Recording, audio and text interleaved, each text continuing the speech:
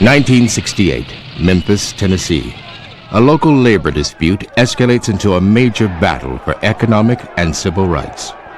It draws Martin Luther King Jr. into the final confrontation of his life and marks the end of an era in the civil rights movement.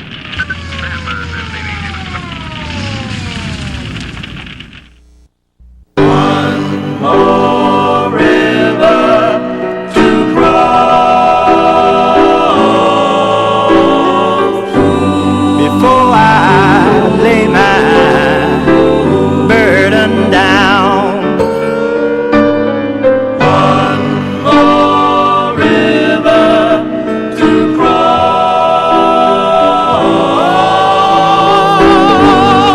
till I'm free from fear.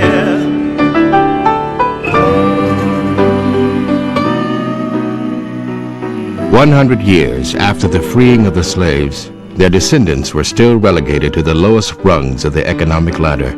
The Mississippi Delta in the 1960s was the poorest region of the United States, with most of its black population living in abject poverty.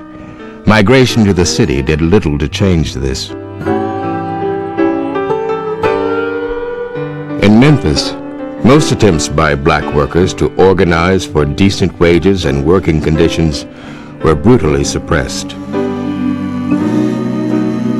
With the underpaid black workers still forming the basis of the region's economy, the values of the Old South remained essentially unchanged. One more river to cross.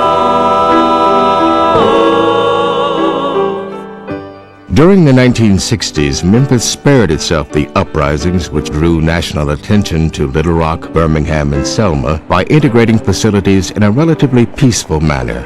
Blacks were finally admitted to movies, libraries, and lunch counters, but economically, they continued to occupy the most menial jobs for the lowest of wages. Nowhere was this more evident than in the Department of Public Works. This was a job a white man could not have. It was beneath the level of a white man. This is a social caste. This is a job reserved for blacks. It was not a clean job. They had to wear filthy clothes. They had to work in filth. They had to drag garbage cans. I mean, tubs of garbage. Most of those tubs had holes in them, garbage leaking all over you. When you got home in the evening, you had to stop at the door to pull off your shoes and pull off those old dirty clothes because maggots had fell all on you. The men worked long hours with no overtime pay. There were no grievance procedures, no paid vacations, no sick leave. If a man got injured on the job, he could be fired. Wages were so low that a full-time worker could still qualify for welfare. The Lasser residents, they felt that we were satisfied because most of those people would give you little handouts. So we just gotten tired of those handouts. You almost could tell a worker when you saw him in the street. He had a hat on too large, his shoes was too big, his coat was too long. From handouts. You know, we worked every day. And let us have the money that we can be able to buy and pick as other people do. In 1963, T.O. Jones led 32 fellow workers off the job. The city responded by firing them all. Most were eventually rehired, but the point had been made. Union activity would not be tolerated. Jones refused to go back and continued his efforts to organize the men. You know, he used to tell me, because I used to see all this paperwork and stuff, he would tell me, he said, these people don't realize that they don't have to live like this. They don't realize that if they come together, that they can overcome these little things, you know, although they think they can't win, but they can. You know, it was like he was telling me, convincing me that he was right.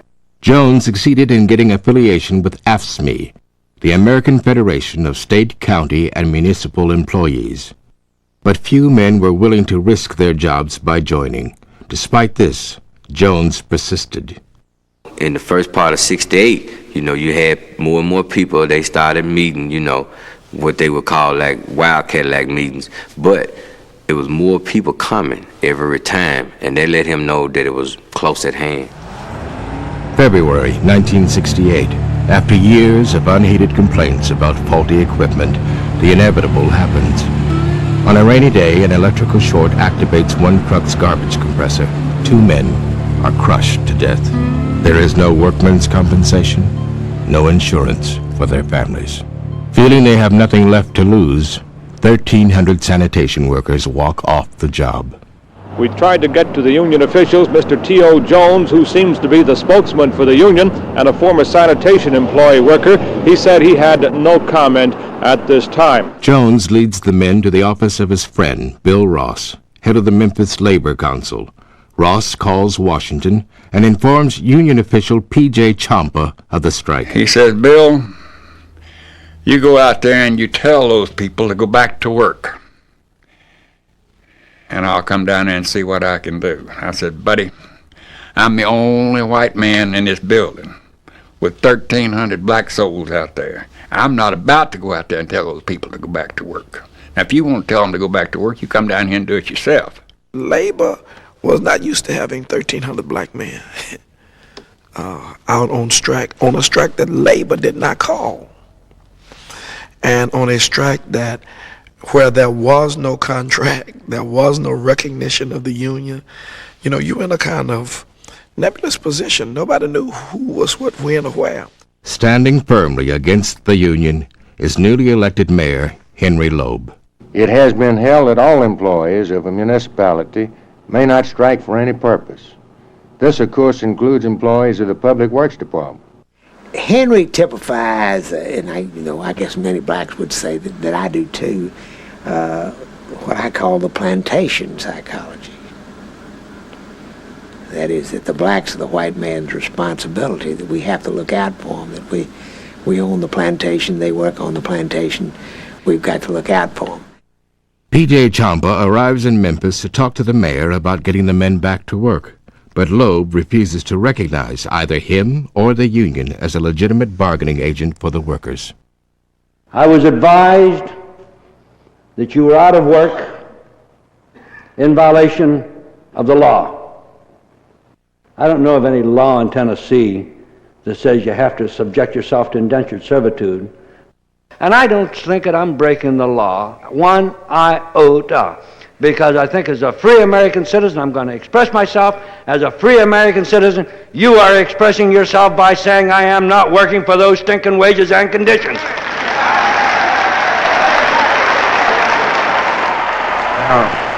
It's certainly right that you should come to your mayor and bring up anything you want. You can ask me any question, just as you used to ask me. And this is what I suggested. It wasn't nothing but a joke, just a big joke. He was talking about, his open door, you could come talk to him. There's no way you could have got close to his office, not a worker, And everything he was saying was just a big joke, and that's why people was laughing. Public employees cannot strike against their employer, and this you can't do. I suggested to these men today that you go back to work.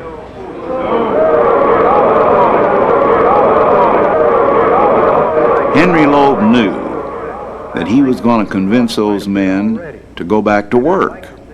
He knew that they trusted him. He knew they believed in him. He knew they'd do what he said. And I don't know this, but I'll bet he was the most surprised man in the world when they said, no, we're not going back to work. No way. Going to have a union. As long as you continue to break the law and endanger the public health and welfare, there will be no further talk at any level of government. Do you agree with the stand the mayor is taking in the sanitation dispute? Yes, sir. Why? Mainly because the fact that the men are breaking the law. No, I do not. What do you think he should do? He should go and give the people a raise, because they are here just like everybody else. I do, definitely. Why? Well, I have just about come to the conclusion the more you pet somebody, the more you're going to have to pet them. The community is very worked up about this, and I can't really predict what might happen, but there is very high feeling in the community. When a public official orders a group of men to get back to work and then we'll talk, and treats them as though they are not men, that's a racist point of view. And no matter how you dress it up in terms of whether or not a union can organize, it's still racism. For at the heart of racism is the idea that a man is not a man, that a person is not a person. When the men refuse to return, Loeb hires replacement workers. While the strikers picket the depot, the trucks, heavily guarded by Memphis police, begin their rounds. With the mayor refusing to talk to union representatives, AFSCME President Jerry Worth arrives in Memphis. He knows that a loss here would be a major blow to his plans to organize municipal workers throughout the South. But he's not ready to back a major confrontation between a powerful mayor and workers who have not been prepared for the hardships of a drawn-out strike. Hoping for enough of a concession to get the men back to work, he takes their case to the newly formed city council, which includes 3 black members. I want you to resolve that, subject to the inhibitions in law, that these men may collectively deal with you through a chosen representative. When the council refuses to get involved, Worth is outraged. Their intransigence pushes him farther than he had intended to go. This strike can only go on so long as these men, these residents and workers for the city of Memphis, want it to go on. But I assure you of one thing on behalf of the 375,000 members of our international union, that so long as they want help and they want support, by God, they're going to get that help and that support.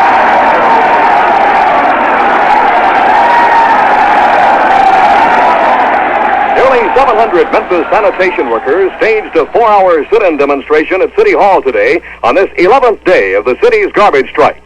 The workers vowed they would not leave until a city council committee produced a resolution recommending union recognition and a dues checkoff. We decided to sit in, which was not, but there was no damage or anything like that. We were just not going to leave and force the city to do something, either arrest all of us or address these issues.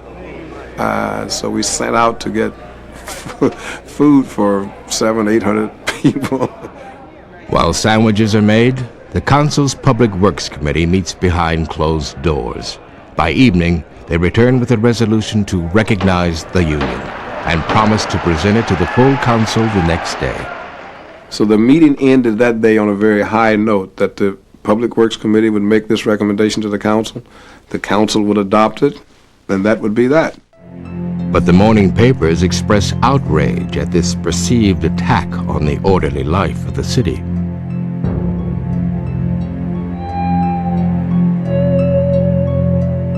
Strike supporters arrive at the auditorium to hear the vote. At the same time, the full council meets in private session and decides not to allow the previous day's resolution to be introduced. When the council finally appears, they vote to support the mayor and immediately adjourn. There was great anger, outrage. Not only that they went back on their word to sizable numbers of us and to many people from the black community, clergy and the like, but then that they abruptly adjourned their meeting and would not even at least have some kind of a hearing to talk about what had happened and why they changed their position. Hoping to cool off the crowd's anger, union leaders get permission from the police to lead a march to a nearby church. Everybody will fall in line, and we will get on the west side of the street and march down in an orderly fashion to Mason Hall.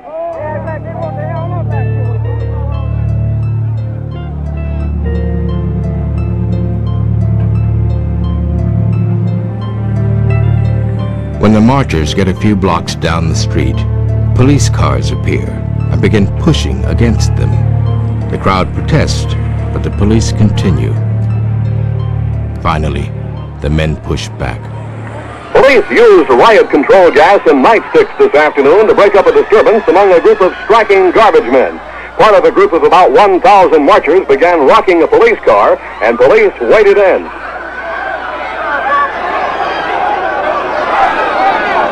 They just came in and started throwing at mace on the people. I mean, I didn't think that was right. And they recognized who I was. And they just got right in my face and started blowing all in my face. Some of the guys picked me up and carried me on down down Gales are getting away from them. The events of today demonstrate that Memphis will not tolerate civil disorder, and with the continuing help and support of all the people of this city, to whom I am most grateful for their many expressions of confidence, order will be maintained. Across town, outraged strikers and community leaders gather at Union headquarters. My feeling. I feel like that we have been assaulted by the police department.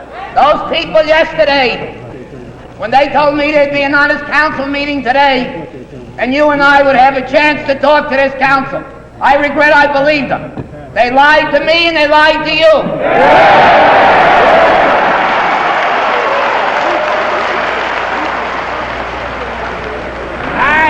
Sick and tired of Negroes getting on their knees and begging the great white father for the crumbs that fall from his table. As racial tensions mount in the wake of the macing, the black community organizes itself under the leadership of James Lawson, a major strategist of nonviolence in the civil rights movement. The way in which these men have been treated thus far has galvanized Negroes and people of goodwill to their support. We are declaring a slogan, no new clothes for Easter, keep your money in your pockets. In other words, we are insisting that we will discriminate in our right not to buy. We need some folk to march. We need some folk to answer the phone and do clerical work. We need some people who can serve as pickets downtown. On the bottom of this page, you will see a place for you to sign your name, what day of the week, and what hours you can work. We pass the offering plates, we use buckets, and we had the standing room only people. People standing in the aisles and then every seat full in between. And these buckets went like clockwork. Right straight across the thing. We didn't need any ushers whatsoever. The people did it themselves, you know. It was just really a beautiful expression of common purpose and unity.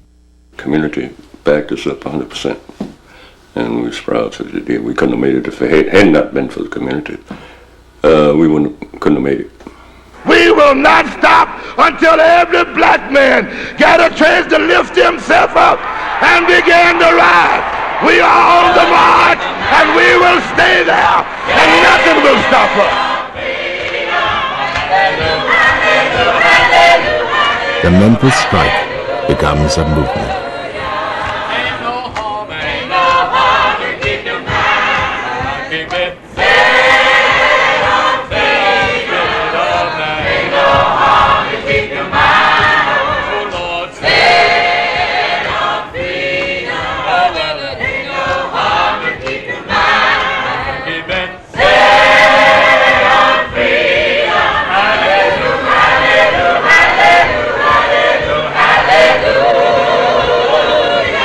One day, a new sign appears on the picket line. And that sign just said so much. I mean, it was, the impact of it went around the world. And it didn't say, I want freedom. It didn't say, I want justice. It didn't say, I want to raise. It didn't say more, better health care. All it said was, I am a man.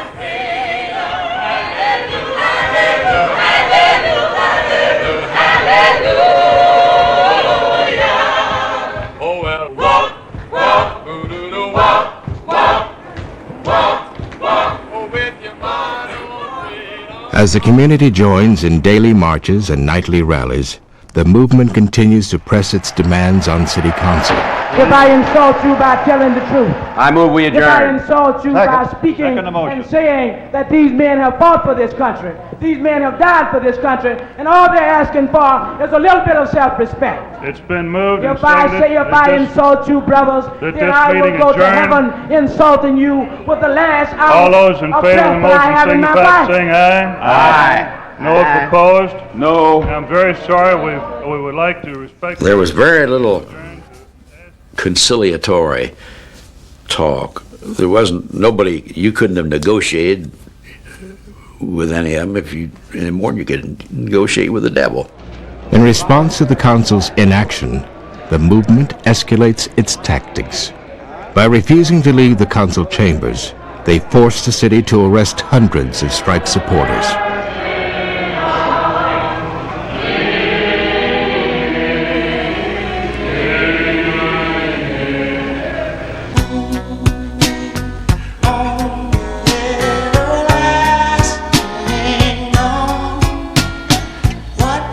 And our power has always been in ourselves, in our people, and in our unity, in the courage that we have to say no to racism and injustice.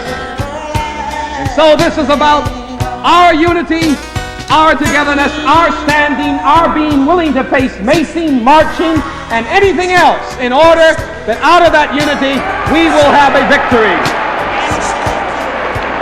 Meanwhile, the white community rallies around the mayor.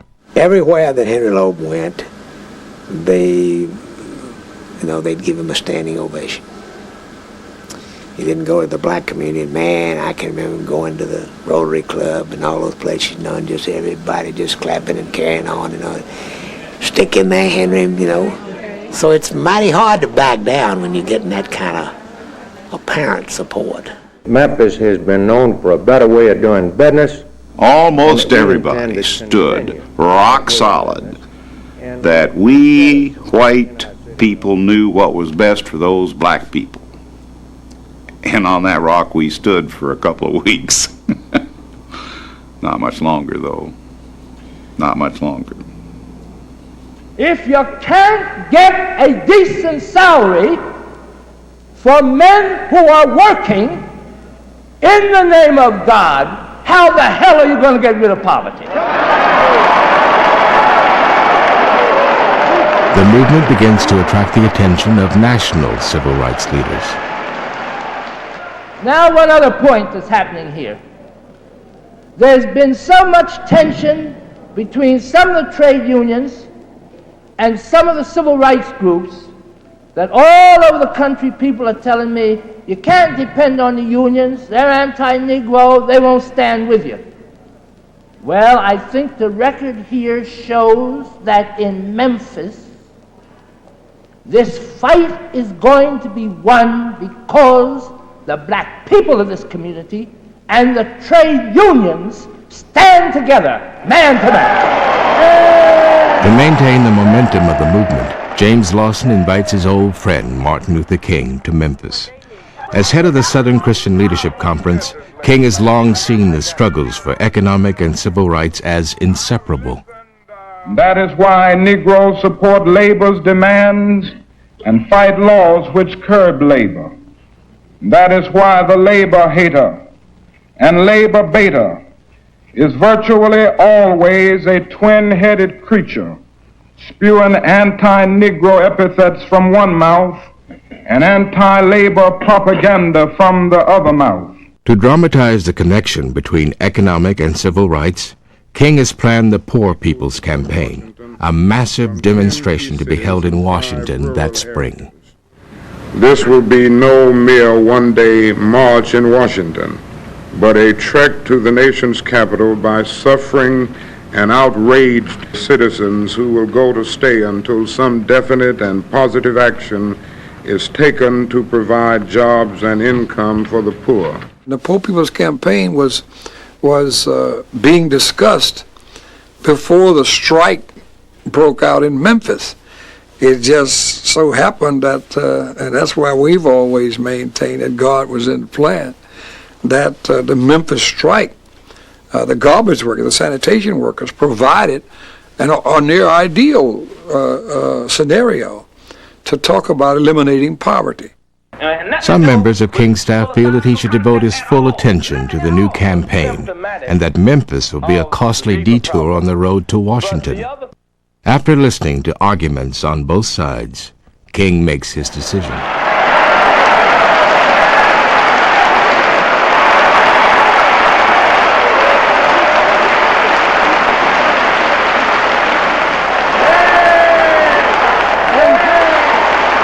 It was just like Jesus would be coming into my life. I was full of joy, and full of determination. Wherever Dr. King was, I want to be there. All labor has dignity. But you are doing another thing. You are reminding not only Memphis, but you are reminding the nation that it is a crime for people to live in this rich nation and receive starvation wages.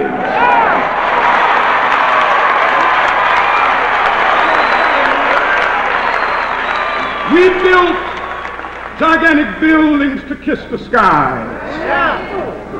We built gargantuan bridges to span the seas. Through our spaceships, we were able to carve highways through the stratosphere. Through our airplanes, we were able to dwarf distance and place time in chains. Through our submarines, we were able to penetrate oceanic depths. It seems that I can hear the God of the universe saying, even though you've done all of that, I was hungry and you fed me not. It was just tremendous. He was quite thrilled and mentioned it. It was like an old-fashioned movement of the early days, because it had been a long time since you had gathered that many people together, at least 6,000, and they were all in harmony, and somebody wasn't shouting, Black Power or something else. People were in harmony, and he noticed that and was impressed by that and felt really good about it. I mean, it almost like vindicated him that the nonviolent era was not over. The atmosphere also moves him to increase his involvement in the strikers' cause. I tell you what you ought to do, and you're together here enough to do it. In a few days, you ought to get together and just have a general work stoppage in the city of Memphis.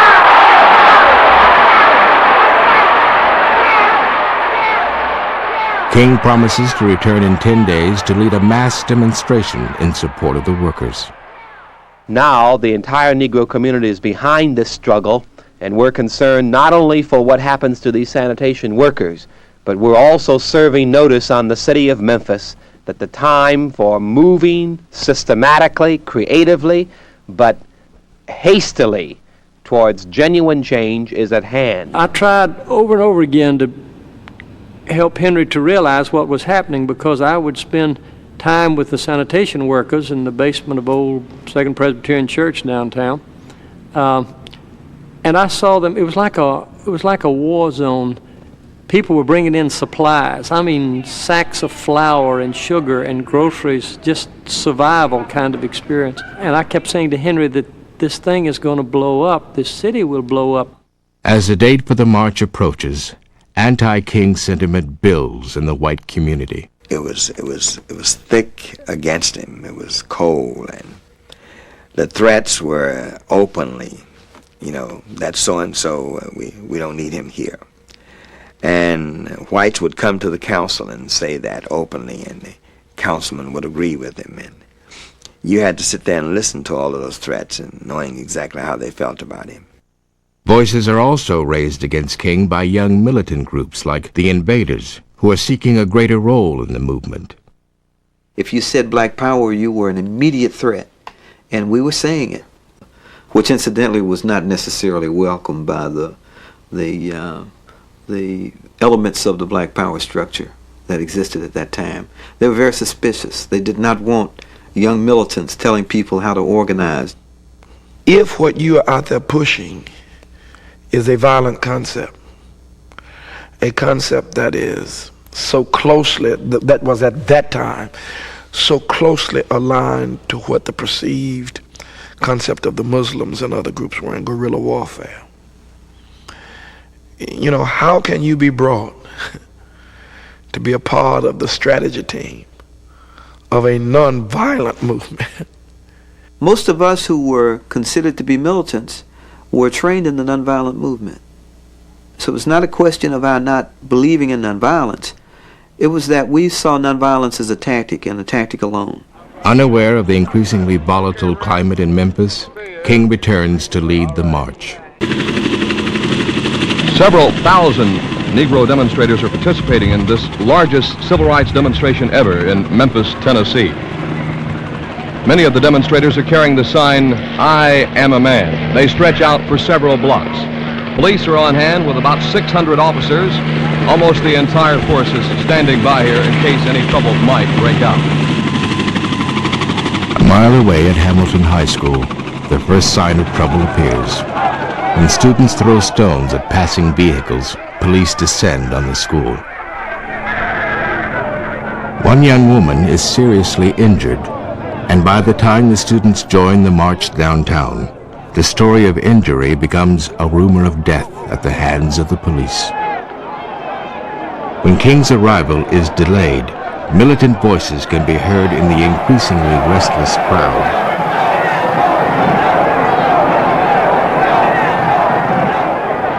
Exhausted from his work on the Poor People's Campaign, King finally arrives from the airport, and the march begins.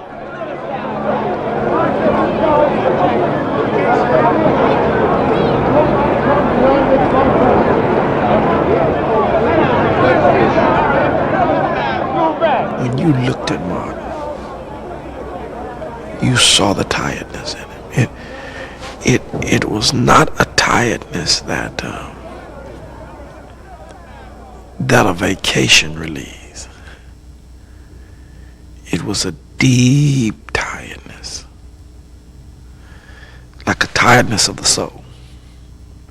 Ahead of us, Beale Street was filled to the sidewalks with people. I didn't quite like that. And we couldn't correct it.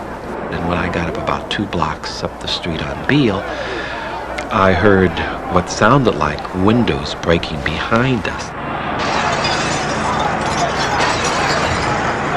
Next thing we heard was sirens, and policemen were coming from every direction with tear gas, and they started surging down on the lines. I remember one officer came right up to my face and began to curse. Someone who was near me was trying to tell him that this man is a city councilman. He's a city official. And he said these words, "I don't give a damn who he is. I mean, get your so-and-so out of here now, or you're going to get the butt of this gun or a bullet out of it."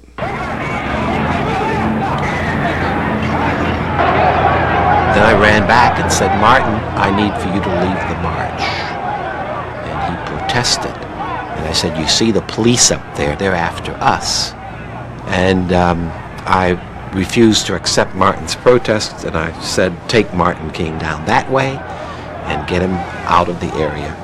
For the first time, King has lost control of a mass demonstration and is forced to retreat.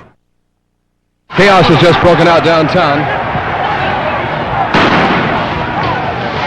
That sound you just heard was the sound of a tear gas fired by a police officer in an attempt to thwart this unruly demonstration.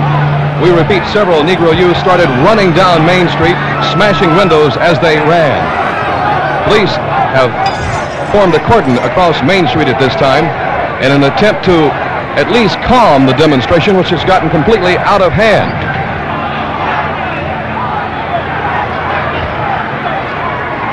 When the march degenerated into a riot, abandoned by its leaders, the police, with my full sanction, took the necessary action to restore law and order and to protect the lives and property of the citizens of Memphis.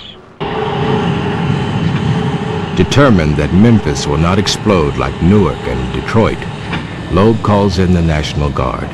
Before night falls, the entire city is under martial law. Everything seems to be well under control. Over.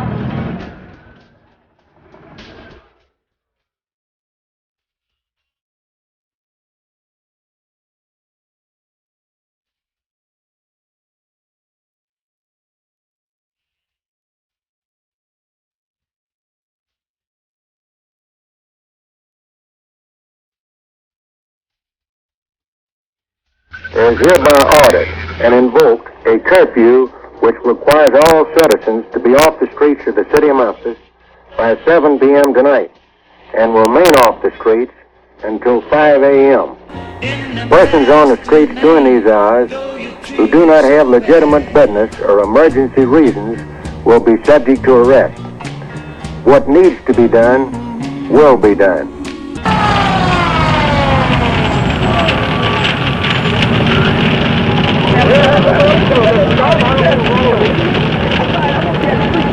The city of Memphis has willfully, and I mean willfully and vagrantly, attacked the black community. It's a clear line here. But you have attacked Dr. King, though, by taking over what was to be a nonviolent march and making it violent. I don't know why you persist in saying Dr. King. This is Memphis. This city belongs to people here.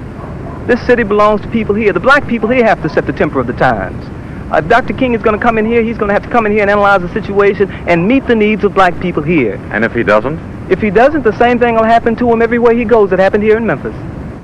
Now, what happened yesterday in Memphis was totally uncalled for, just as Martin Luther King's proposed march on Washington is uncalled for and unnecessary. And I hope that well-meaning Negro leaders and individuals in the Negro community in Washington will now take a new look at this man who gets other people into trouble and then takes off like a scared rabbit. And now it becomes a larger issue than just 1,300 sanitation workers. Now the focus, and I think that's one of the things Doc did not want to happen. The focus is now moved from 1,300 sanitation workers and their right to work and to earn a decent living and to have benefits to an issue of, is Martin King still a creditable leader?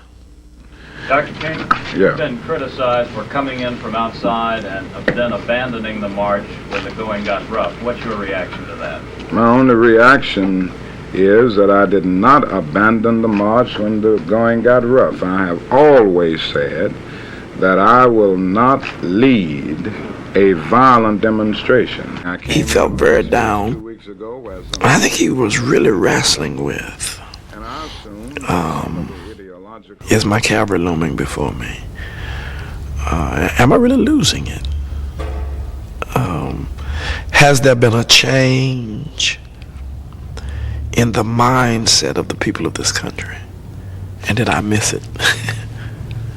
It really got him sort of caught up in saying that I'm not going to allow violence to take over the civil rights movement of nonviolence. So he came back to Atlanta and summons all of us. I was in Philadelphia working on the Poor People's Campaign, and he summoned us in Atlanta and said that we saw on the news what had happened, but he said that he wanted us to go back to Memphis, and he was going to march. He was going to have a nonviolent march in Memphis, Tennessee. Now, events and nature have put it so that I think that he's got to come back to Memphis.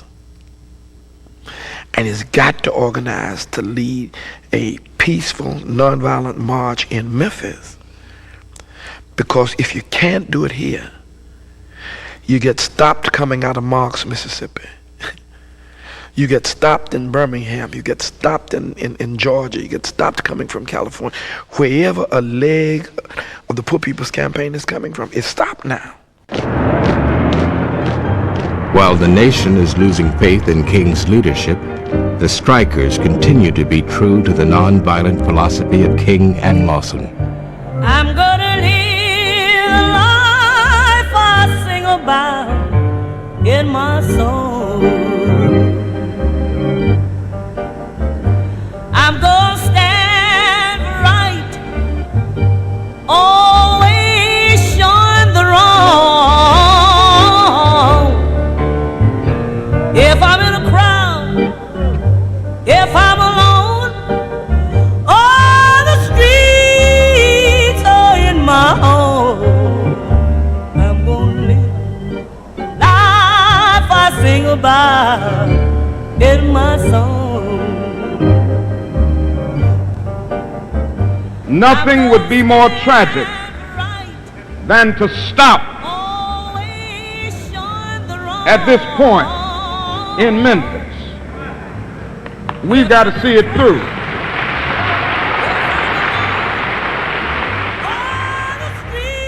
Be concerned about your brother. You may not be on strike, but either we go up together or we go down together. The question is not if I stop to help this man in need, what will happen to me? The question is, if I do not stop to help the sanitation workers, what will happen to them? That's the question. As national involvement in the march escalates, King's staff arrive in Memphis to ensure that this demonstration will not end in violence.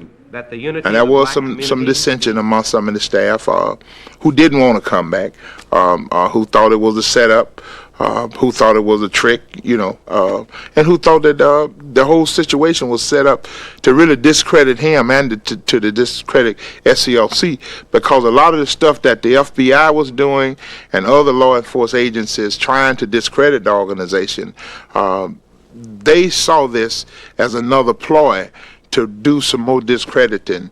But Dr. King was determined that he was going to come back to Memphis and have a nonviolent march. If it became accepted that you can no longer have massive demonstration, that would have taken the heart and soul out of the movement. We simply couldn't let that happen. Through workshops and meetings, the staff makes sure that this time the more militant factions of the community are not excluded from the planning of the march. We felt like we could mobilize 10, 20,000 people. And that's what we were telling Dr. King. We can bring the people out. If you will let your folk know that you support our effort to do so, and if you can get them off us a little bit, we'll go ahead and show you what kind of strength we have. But we have to be full partners. We cannot be second-rate citizens in this thing. So he agreed. He was ready to do that. The city awaits the arrival of Dr. Martin Luther King today. He plans to defy a federal court order which bans his second mass march in Memphis next Monday. It would now appear that if the court order is not amended or dissolved, King, as he did in Montgomery and Birmingham, faces another direct confrontation with authorities, this time in the streets of Memphis.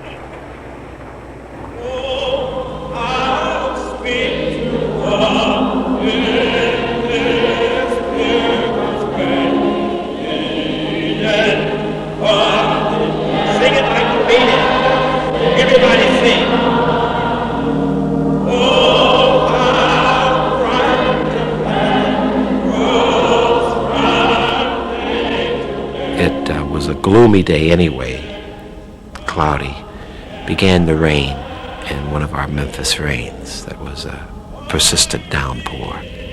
But the magnetism that was in that temple that night is really indescribable, especially given the lightning and the fact that people came out regardless of the weather.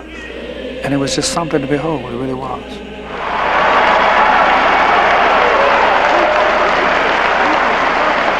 Now we're going to march again, and we've got to march again in order to put the issue where it is supposed to be. Force everybody to see that there are 1,300 of God's children here suffering. Now about injunctions. We have an injunction, and we're going into court tomorrow morning to fight this illegal, unconstitutional injunction.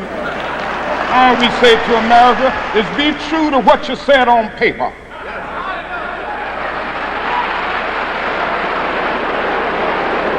If I lived in China or even Russia or any totalitarian country, maybe I could understand some of these illegal injunctions.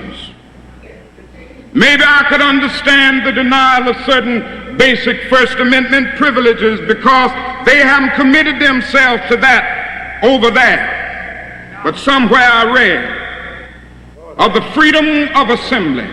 Somewhere I read of the freedom of speech. Somewhere I read of the freedom of press. Somewhere I read that the greatness of America is the right to protest far right.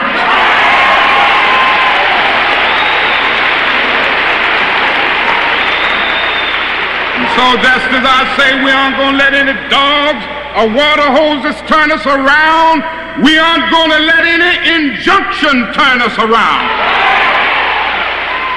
This was a rare moment with the rain on the outside, the feeling of intense humanity on the inside, the feeling that, we're engaged in something momentous together. We've got some difficult days ahead, but it really doesn't matter with me now because I've been to the mountaintop. I don't mind.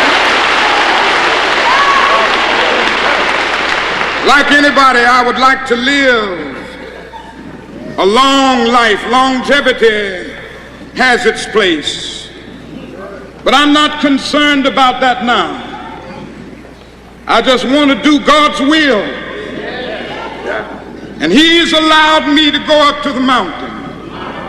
And I've looked over and I've seen the promised land. I may not get there with you, but I want you to know tonight that we as a people will get to the promised land.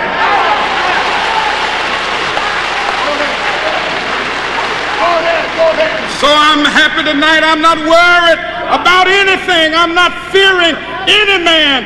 Mine eyes have seen the glory of the coming of the Lord.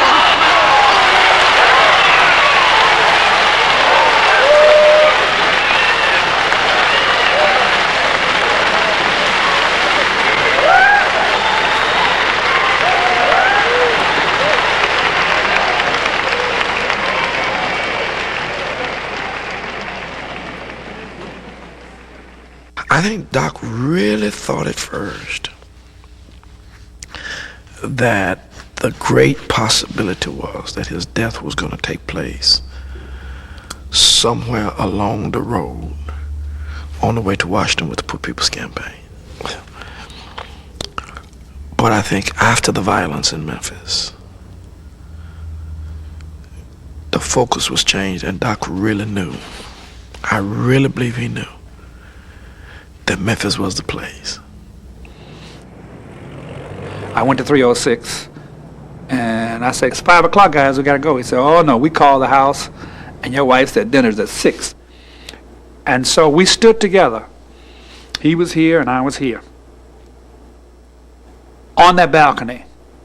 I said, okay, we are going, let's go. And I walked. He was leaning over the rail talking to Jesse. And Ben Branch was a musician who had the Breadbasket Band. And Dr. King said to him, I want you to play Precious Lord. And I want you to play it real pretty for me. And that was it.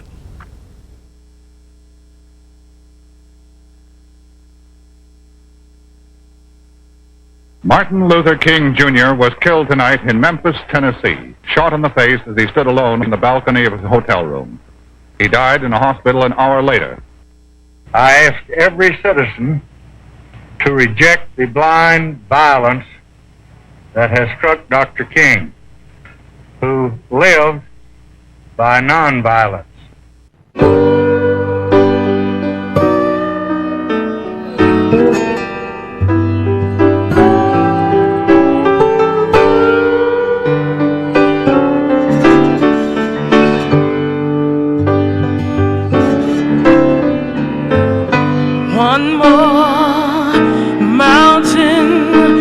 Climb till I reach my journey's end. Oh, one more river to cross till I see my Savior's face. We of Memphis are deeply saddened by the tragic event that has just occurred in our city, and we extend our deepest sympathies to Dr. King's family. We call upon all citizens of our community, as Dr. King would have wished, to maintain peace and order. In his office, he asked me to have a word of prayer. But the fact that the mayor, whom I was holding accountable for his death, asked me to pray in his office, that to me was one of the greatest insults of all my life. Memphis clergy march to City Hall and confront the mayor. We who are white confess our implication in this tragic event by our failure to speak and act clearly and specifically, with conviction and courage, to the attitudes of prejudice and patterns of injustice which produce a society in which this act could occur. We ask all who share this feeling to join us in this confession. Mr. Mayor, this is the third time I've come to you pleading. If we had been able to get a hearing as ministers of the black community, we never would have needed to send for King or anybody else. But you would not hear. You will not hear now.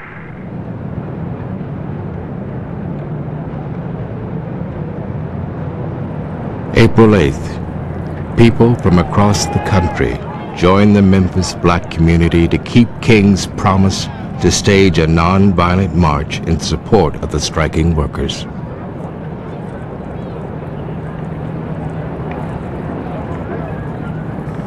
We had announced that this was to be a solemn, quiet march that day. And believe it or not, it was hard to hear people talking. All you could really hear were the sounds of leather against pavement, people walking. I want to say to the sanitation workers who are manning this picket lines in this struggle, you are not alone. We are with you. And I say to Mayor Loeb, even though it may be painful, before this fight of the sanitation workers is over, we're going to drag you into the 20th century somehow.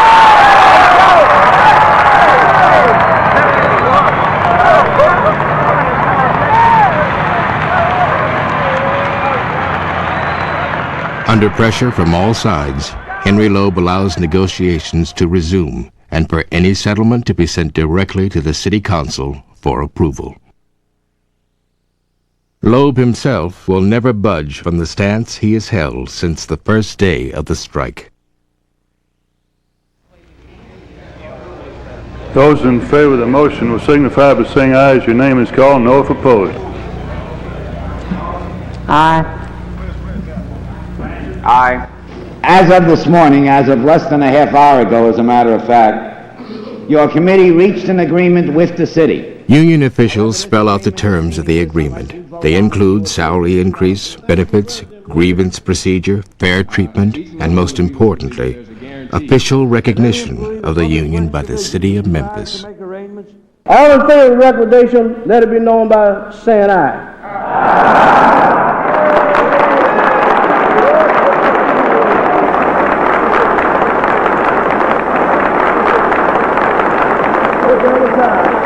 Those who are opposed, will you stand?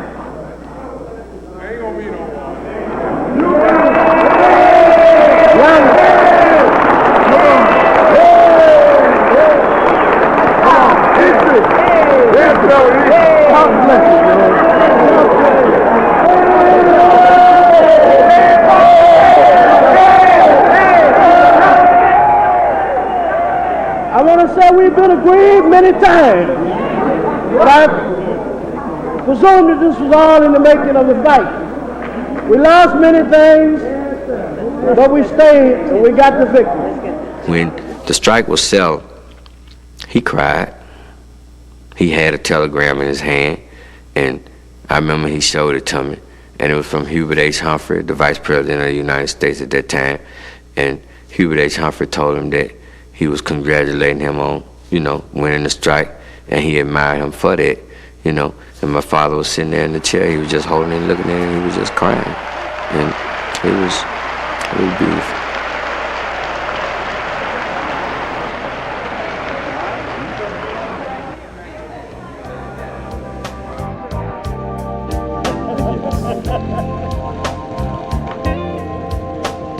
Against all odds and without consulting the International Union, these men had defied the laws of Tennessee and challenged the power structure of the Old South. 63 days after walking out, they returned to work heroes in the struggle of people everywhere for civil rights and decent working conditions. Their victory gave Jerry Worth's union the momentum to organize municipal workers throughout the South. 2 weeks after the end of the strike, Martin Luther King's Poor People's Campaign began its march to Washington from the Lorraine Motel. But it was a Memphis strike that marked a turning point in the civil rights movement by demanding that the nation see and hear its working poor. I'm a man. I guess it did mean something, didn't it? What